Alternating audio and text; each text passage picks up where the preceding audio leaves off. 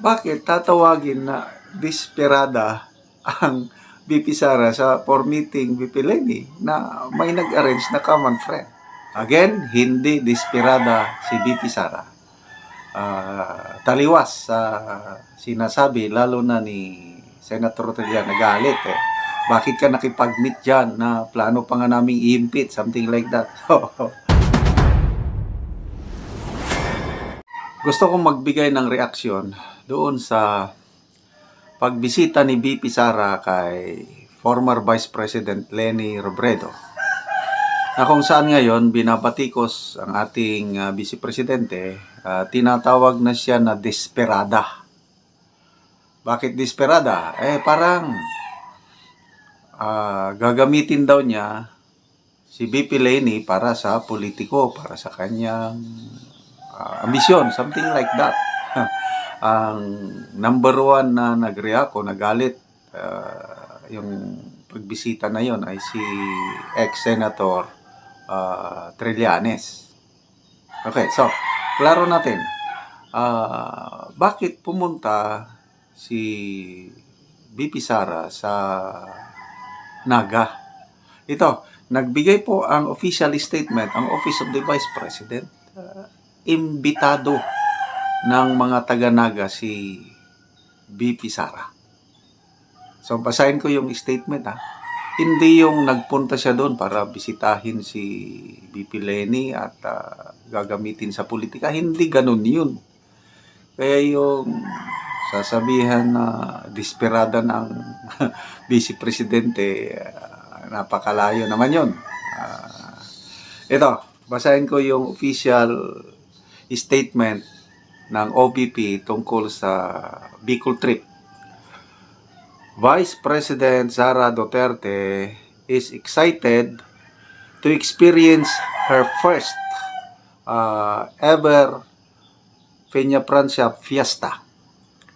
She was invited by a Bicolano friend to attend the centennial anniversary mass of the canonical coronation of Our Lady of Peña Francia on September 20. The same friend also arranged a casual meeting with former Vice President Leni Robredo. During her stay in Naga, Vice President Duterte visited several prominent Bicol personalities and heard mass with ordinary Bicolanos. She neither looked desperate nor distressed. Thank you. O yun. Kasi medyo malabo ang background nung lumabas ang balitang ito, no? Nung in-interview yung spokesperson ni VP Leni, si Gary Gutierrez, na parang bigla na lang tinawagan ni VP Sara si VP Leni at nandun na, bibisita na. Parang ganun nga, parang sinurprise visit. Hindi pala. So, mabuti ngayon at nagbigay ang OVP ng statement. May invitasyon.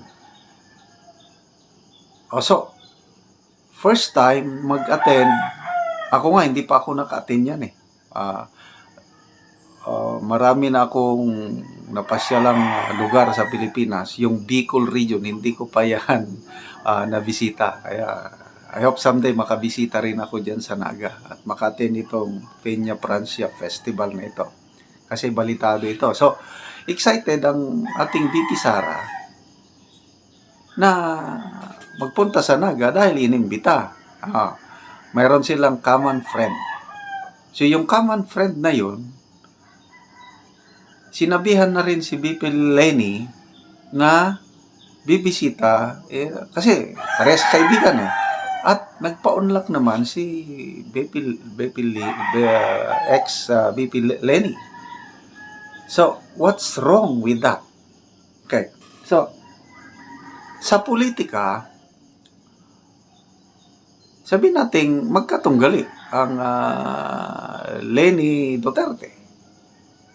Kaya lang sa personal, wala namang wala akong matandaan ng personal mga binitawang salita ni BP Sara against kay BP Leni.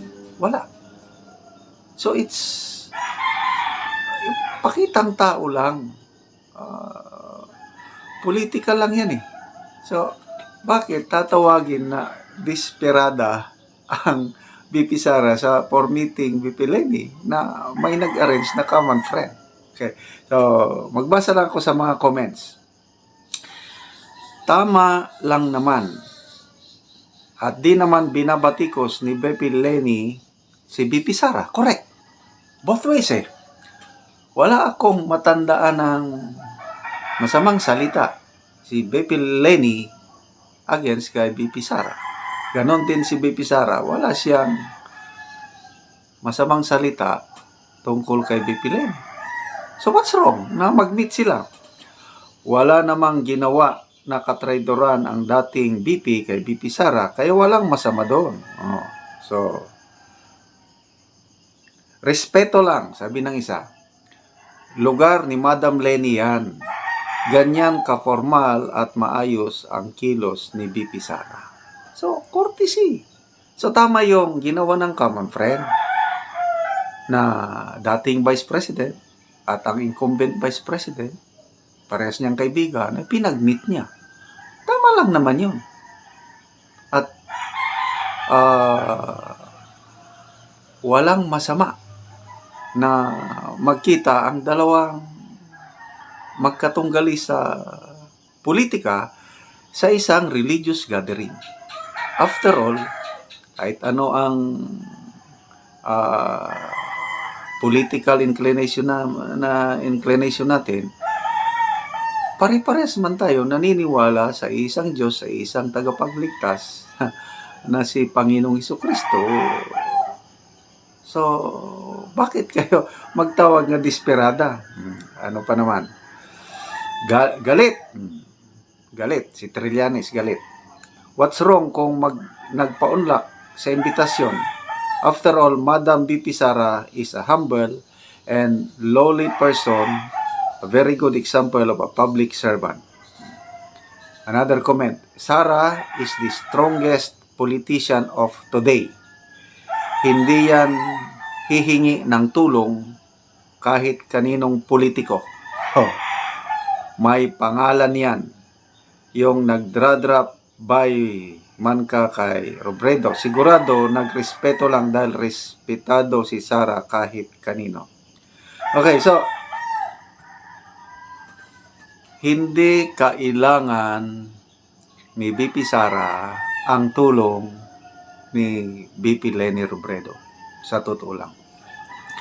Yung pinaka-latest na survey ng Pulse Asia, si BP Sara ang may pinakamataas na approval rating.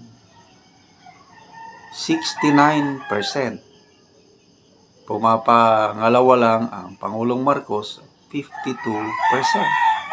Pinakamababa si Speaker Martin Romualdez, I think 35%. Kahit sa mga presidential surveys, nandyan palagi nangunguna si BP Sara. Siya ang pinakamalakas na contender as of now sa 2028 presidential election. Although, sinasabi ng BP Sara na wala pa siyang final decision kung tatakbo siya sa 2028. Ang kanya lang, sabi lang niya is, trabaho lang ako. Okay? So, sa end of 2026 na daw siya mag-a-announce kung kakandidato siya o hindi. Ang sa kanya ngayon, trabaho lang. So, kita nyo, kahit ang galaw na ng Kongreso is tinapyasan ang kanyang budget ng more than 60%. Sabi niya, trabaho lang. I can work with zero budget. So, I hope na napakalaki kasi yung tapyas ng budget niya. Ang daming natutulungan ng OBP. Yung Siya lang yung OBP na nagkaroon ng 10 satellite offices all around the country. So, anong ibig sabihin nun? Gusto niyang mag-reach out. Sa pahayag ng OBP, meron ng more than 2 million Filipinos na natulungan ng OBP sa kanilang social services. Yun po, yung budget na yun, yung pondo na yun, ang inalis ng Kongreso. Ang iniwan na lang, yung mga pang-sweldo na lang sa mga empleyado at iba pa. Inalis nila yung social services. Siguro, takot sila na kung tuloy-tuloy ang pagtulong ni BP Sara, lalo siyang mapamahal sa Pilipino. So, again, hindi desperada si BP Sara. Taliwas sa sinasabi, lalo na ni Senator Trillanes, nagalit eh. Bakit ka nakipag-meet dyan na plano pa nga naming i-impeach, something like that. So, pabayan na lang natin si Senator Trillanes. Siguro, naisahan na naman siya ni BP Sara.